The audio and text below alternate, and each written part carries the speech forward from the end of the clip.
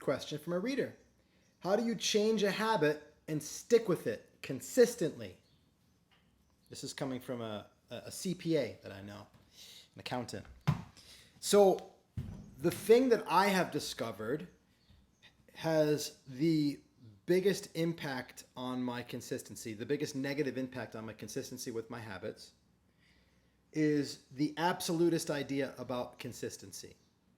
That consistency is the holy grail. And further than that, that if I'm not consistent, that's bad, right? The little subtle texture of judgment for the break in consistency is what opens the floodgates of judgment and bad feeling in the relationship to the behavior that I'm trying to habituate.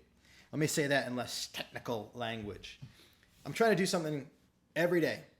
Like, let's say one of the things that I do every day is I wake up in the morning, it's pitch black out, the moon's out if there's moon, and I jump in the pool. My pool's not heated, it's kind of chilly, especially in the winter here in Maui, so it wakes me the F up. And I don't want to get in, but I do, because doing a hard thing first in the morning, that's a good thing, sets you off on the right orientation for the day.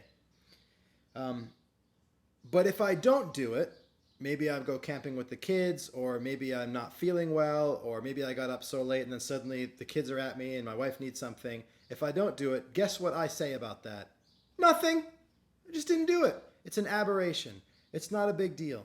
The moment I make it a big deal, I start to feel bad about that. And a bad feeling about not doing something means that you're probably not going to do it again. Isn't that weird? We feel bad that we didn't do something and we're less likely to do it tomorrow. Shouldn't it be the opposite? Well, that's the bitch of self-judgment. It undermines our efficacy and our power and our consistency. So the best way to be consistent and stick with a habit is to not make a big deal of it when you don't. Another thing that I'll say, this is less important for me personally because the internal relationship to the behaviors that I'm consciously creating is the most important thing. But the other thing that I'll say, I mean, this is the stuff that you hear all the time in habit making literature and stuff like that. Make it really small. For me, I don't have to get in the pool and swim 10 laps. I just got to get in the water. If I get in the water, that's job done. If it's going for a run, just let me put my shoes on.